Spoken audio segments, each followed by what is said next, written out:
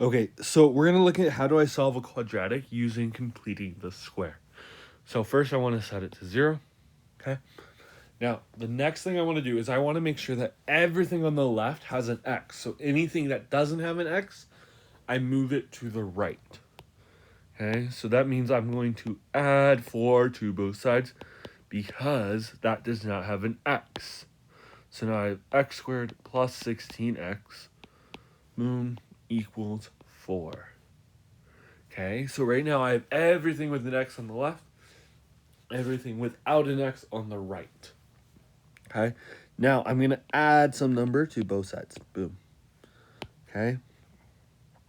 Remember, how I find the number here is I take the constant of the linear term, which in this case is 16, divide it by 2, and square it, which 16 divided by 2 is 8. 8 squared is 64, and so I add 64 to both sides. Okay, now 4 plus 64 is 68. Okay, and now I'm going to factor the other side. Okay, and remember it's x plus, and what I'm really looking for is this number right here, which is 8 squared.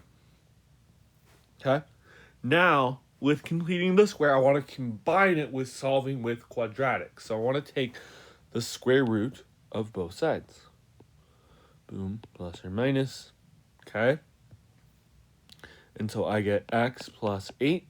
Remember, these two cancel, equals plus or minus the square root of 68. Now I want to subtract 8 from both sides.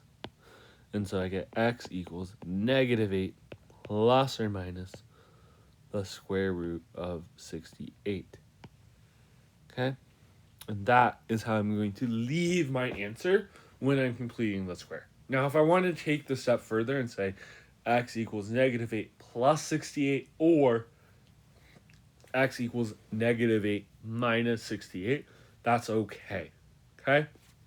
So, use this video if you need to when completing the homework problems on completing the square.